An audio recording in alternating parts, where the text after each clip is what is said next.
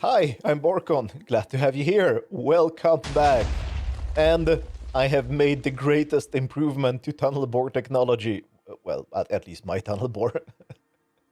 I made this perch so I can stand on it, and I don't have to run around just to look if everything went right. I can just stand here, have the perfect overview, and I can even clear the blocks that are left because, like I explained in the previous episode, they are left because these two barrels next to the engine are a little bit too far apart from each other because I was lazy when I was designing this. But yeah, we are doing the last layer now and we should be done in a minute.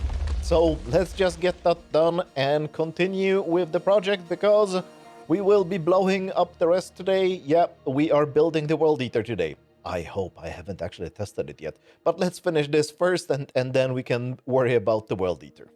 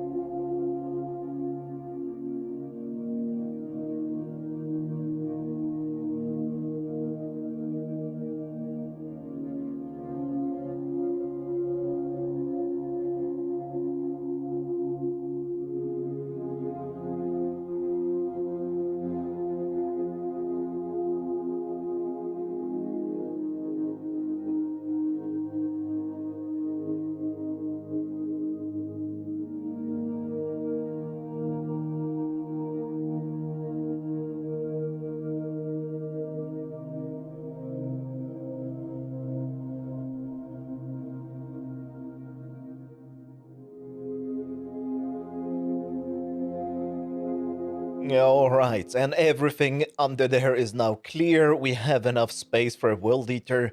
Yes, I just did a test of a 14 blocks high World Eater. And yes, it might be actually a kind of stupid time to do it. I probably should have tested it before because it was barely that it fit. I had to adjust the blueprint a little bit. It's a World Eater by Desu Desu. It's I think it's designed for the Nether, so you can dig for Netherite or make a almost perimeter, like before you remove the bedrock, or if you don't want to remove the bedrock, you can still clear out the big areas. So that's why it's made 14 high, so very, very low. So you can fit it under the bedrock in the Nether without having to dig out too much manually. And well, it's the same use case here, right? Because we can treat this floor, well, which is sea lanterns, but we can treat it as the bedrock ceiling in the Nether, and because of that, that kind of World Eater is going to be perfect for it. And I want to point out two things also. In the time-lapse you just saw, I didn't do the whole removal of the blocks because it just looked terrible. I couldn't make a good time-lapse of it. I was running around too much, so either the camera would be flying around and you wouldn't even see the blocks being removed because like the backgrounds would be other blocks that have the same color. But another thing I did after, and yes, I am really, really, really stupid. I did it after removing all the blocks manually, and I set up beacons here. I need to put in more beacons. I think I will need probably 9 beacons to cover this entire area, but I have no idea how I didn't do it earlier. I've been stupid because it would have saved time, but now we have beacons here. Right. But now it is a time to build a World Eater down here. I intend to do it on a stream. Hopefully we're going to finish it on stream and maybe even have some time to run it. We'll see. I don't know how long time it's going to take. We'll notice during the stream. I'll let you know in a minute. And here it is. Guess if I managed to build this during the stream. No. Those who were there know how little I actually got done and how long time it took to build this. During the stream, I didn't even finish this side, didn't even touch the other side during that stream, but it is now the next day, and I'm actually gonna stream in 10 minutes again.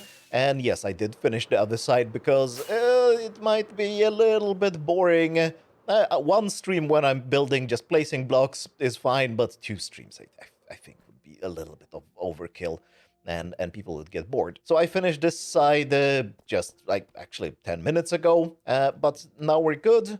Now we have the entire world eater. Haven't test run it yet, and my plan right now, well, I'm gonna stream this, so I'm not gonna record that much, but my plan right now is to go into creative and test run this.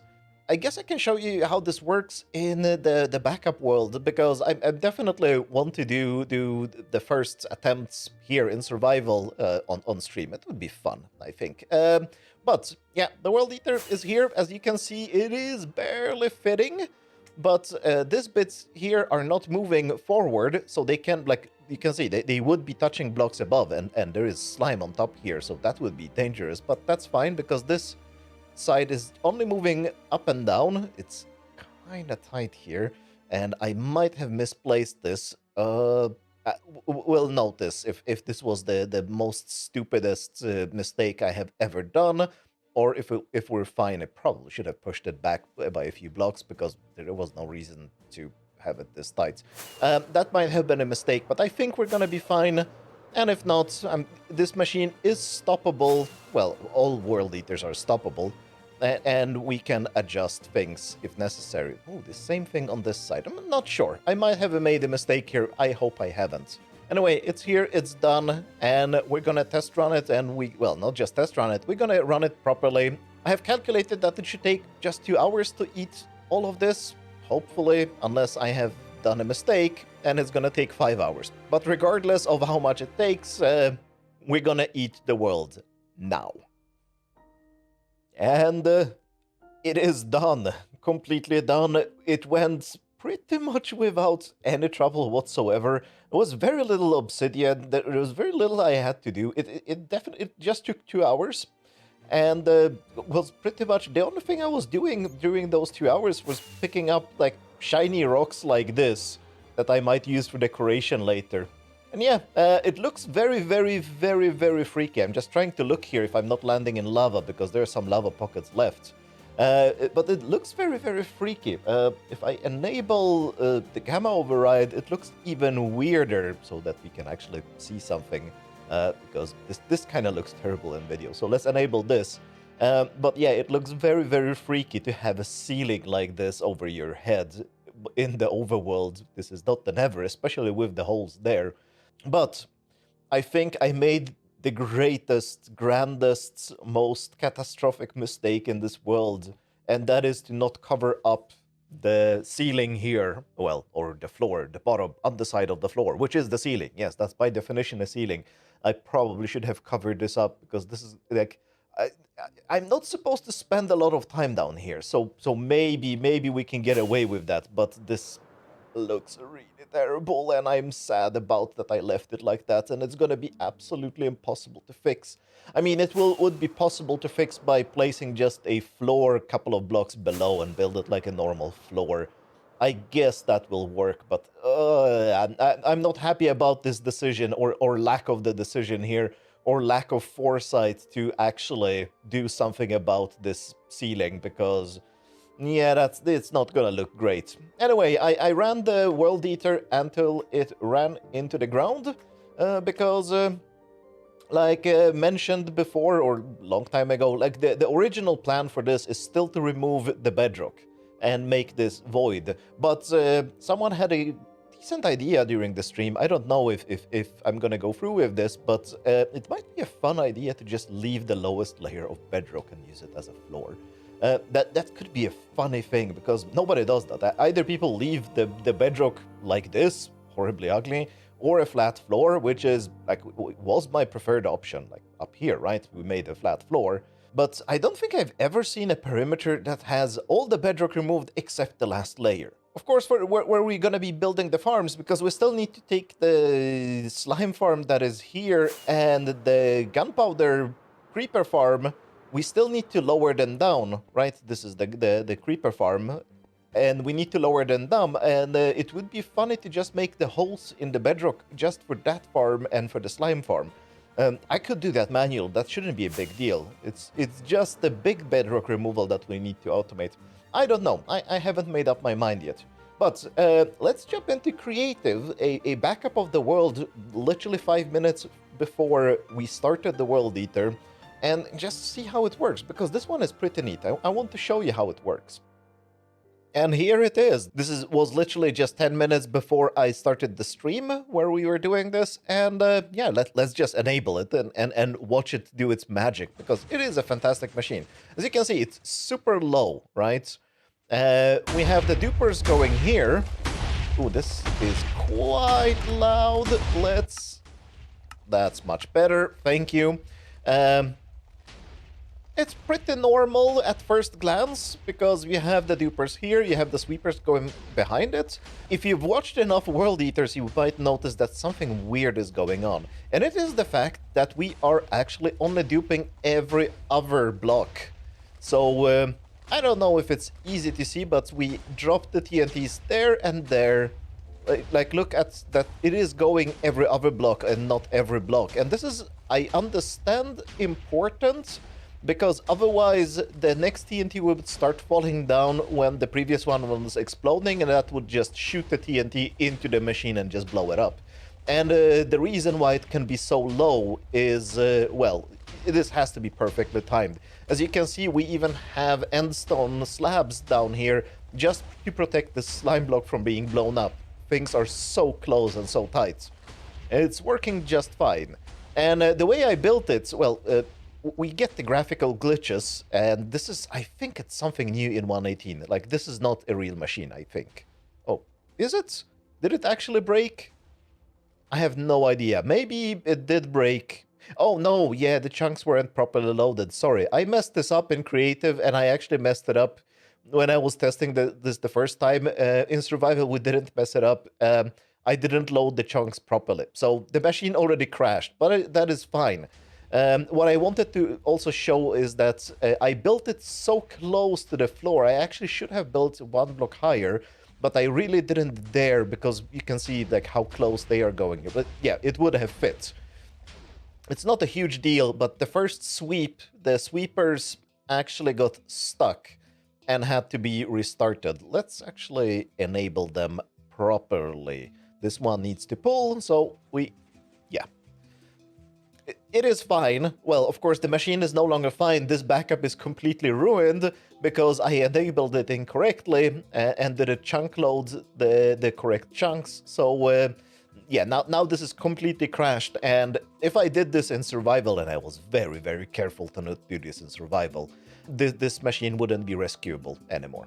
But it was working perfectly fine. There was literally almost nothing I needed to do. We just babysat it during the whole stream, and I was going around and picking up blocks like this, or usually actually diamonds and lapis and redstone, because they are pretty and I can use them for decoration in the future. I don't need diamonds for anything other than decoration, I guess.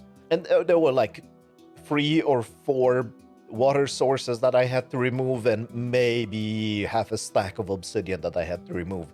But other than that, the machine was working fine. And as you can see, it didn't turn around because all the sweepers haven't come back. And if you haven't seen this kind of World Eater, well, not exactly this model, but I used a World Eater with this feature in the Perimeter Challenge, and it has an AND gate here that is waiting for all the sweepers to return before it allows the machine to continue. So even if the sweepers get stuck, it is completely fine. I don't need to disable it. It does it automatically. It just disables itself until all the sweepers have come back. So if the sweepers get stuck on some obsidian or break like they did in this case because I didn't load the chunks, maybe it blew itself up. I don't know. Maybe I was just lucky in survival and it wouldn't have blown itself up. But I definitely saw that these bombers there weren't properly loaded. So not exactly sure what happened here, but something bad happened. But it doesn't really matter. If the sweepers don't come in, it doesn't go to the next layer until all the sweepers are there. So it worked fine. It worked much better than in this creative recreation of how the machine worked. You can see the whole stream replay, by the way. It will be up on my second channel. Yeah, it was just babysitting this machine. And a little bit of testing first. Right, but now that we have this, we have removed all the blocks. I can actually start using the witch farms now. They should be functional. There is still a lot of work that needs to be done. I will eventually need to remove all the bedrock, or all the bedrock except one layer. Still haven't made up my mind, but that's something we're gonna start soon. I have to clean up the World Eater, of course. Actually, I think I still have the bombers that I used for the trenches. So yeah, I can probably just run the bombers here and remove this thing here. And that would reduce my workload by half. Might be a good idea. I might actually do it in a minute. But there is one thing we need to do. And you see that circle? So that circle is 128 blocks from the AFK spot, which is over there, right? That's the AFK spot. And I was thinking that I think we need to make the floor circular on this level. And it will probably look better, because this is kinda awful. So I just need to do this. And remove all the sea lanterns that are outside of the circle. Fix the circle here, because here, well, the trench was a little bit too close. I don't think, like, I think the problem is actually that the AFK spot is not perfectly in the middle. The AFK spot is correct for the witch farms, but I don't think the perimeter is actually perfectly aligned for the witch farms or for the AFK spot. I maybe didn't know exactly what I was doing when I was making this, or maybe it's my usual sloppiness. I just pick some numbers, looks good enough for me, and I run with it. But yeah, because if we look at this thing from below, it's... Wait, let's land first. If we look at it from below, it looks terrible. There are the beacons. And I mean, the blocks are not pretty either, but also the whole shape makes it claustrophobic, and I'm hoping that maybe by making it circular, it will be a little bit more interesting. So, time to do that. Time to just get the pickaxe and go wild.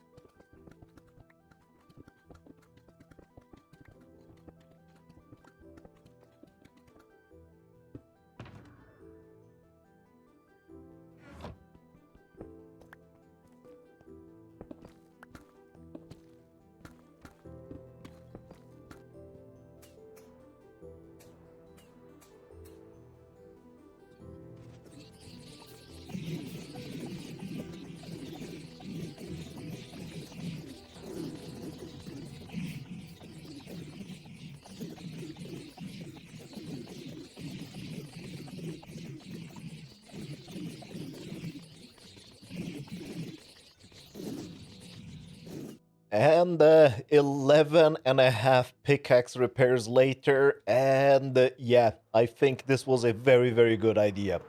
I'll already like it from above, and I will be seeing it more from above than from below, so this is already a win, and let's just see how the whole thing looks from below. The rock pattern here is still terrible, and I know that there is not much we can do about it, but oh, it still feels claustrophobic, but it is a little bit better. I kind of don't want to land in the lava here, because I know there's a lot of lava here, but if we look maybe from this angle, yeah, this is good. This is good. I will probably have to do something about the floor here. Now, I just have to remove this, but I really can't be bothered today. This has been a massive, massive grind. 11 and a half pickaxe repairs is quite a bit, so we'll be finishing for today. I just realized that I made a perimeter under my perimeter so that I can perimeter while I perimeter.